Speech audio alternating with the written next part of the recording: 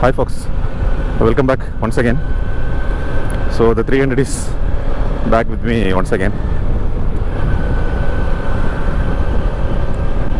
So it has been quite a long time for me with my 300, and Ninja 300 is once again going to become my daily commute.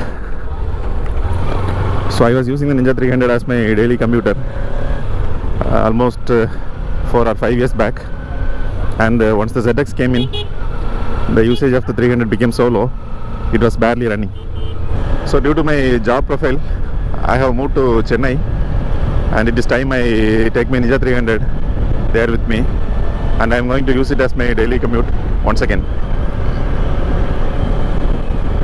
So since the 300 was not running for almost 3-4 years, a lot of work had to be done with the 300, and I have almost completed everything.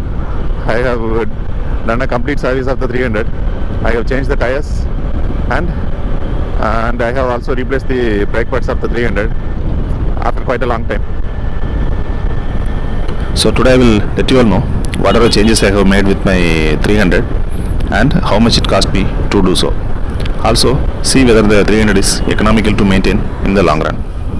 So the major works which I have done is I have changed the tyres. I have changed to Apollo Alpha H1 tyres, and the first time I have put a 150 size rear tyre. So far I was running under 140s. The stock is of course 140, and this is the first time I have upsized my rear tyre, and I have changed the brake pads and some minor works I have did, which I will explain later in this video.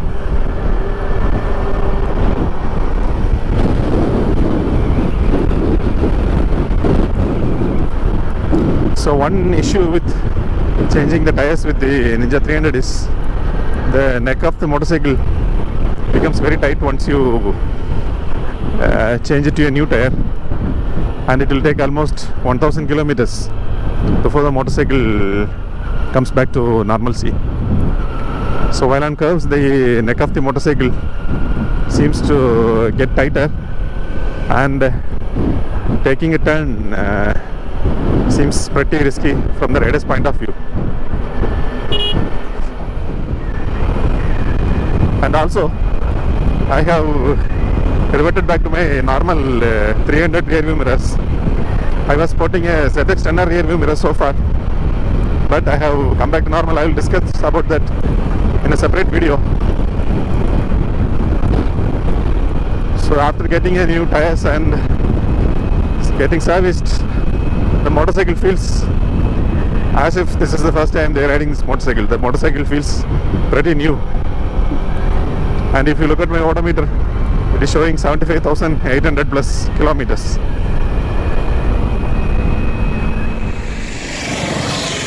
So these are my new tires, and it cost me 11,500 rupees to change both the tires. These are the Michelin Pilot Street radials which I was running earlier. The tires had run 29,000 kilometers with my motorcycle. So apart from the regular service, this time I have replaced both my brake pads. So the brake pads alone cost more than 6,000 rupees, and this time I have changed my throttle grip, the throttle cable, the clutch cable, and what came as a surprise was my fork coil seal has gone, and my front forks are leaking oil. So this time I have to replace the fork coil seal along with the fork coil, and my front wheel bearings have gone, and I replaced that too.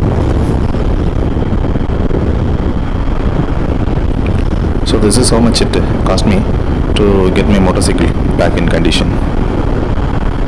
Initially I thought of replacing the discs of my motorcycle, but the discs alone cost around 22,000 rupees. So I thought of changing it later on at a different time. So now the 300 feels as if it's new, fresh out of the showroom, and it feels great to ride the 300 once again. And this thing is worth mentioning. I have installed a new mobile holder. This is the same one I have installed in my ZX 10R, and in the ZX it is in black color and here this mobile holder is in red color, and it looks much better than the one on my ZX. So what is so special about this mobile holder is you can charge your mobile. I think the pen drive port is just below here.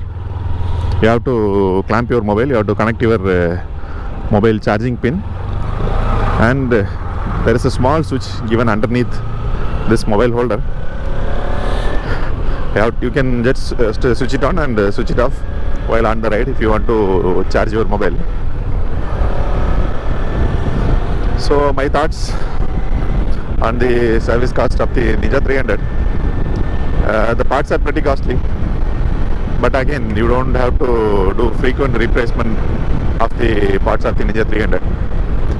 Brake pads and those things, chain sprocket and those things have normal wear and tear, and those things have to be replaced.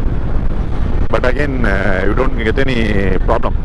The Ninja 300 never breaks down, and it is one good reliable motorcycle. Also, the 300 has been with me for almost 8 years now. Next May, I think I will be completing 9 years. So I have to say the motorcycle is pretty old. And looking at the service cost for a motorcycle that is more than 8 years old, it is okay. So that's it for today, guys. Thanks for watching. See you all once again in another video.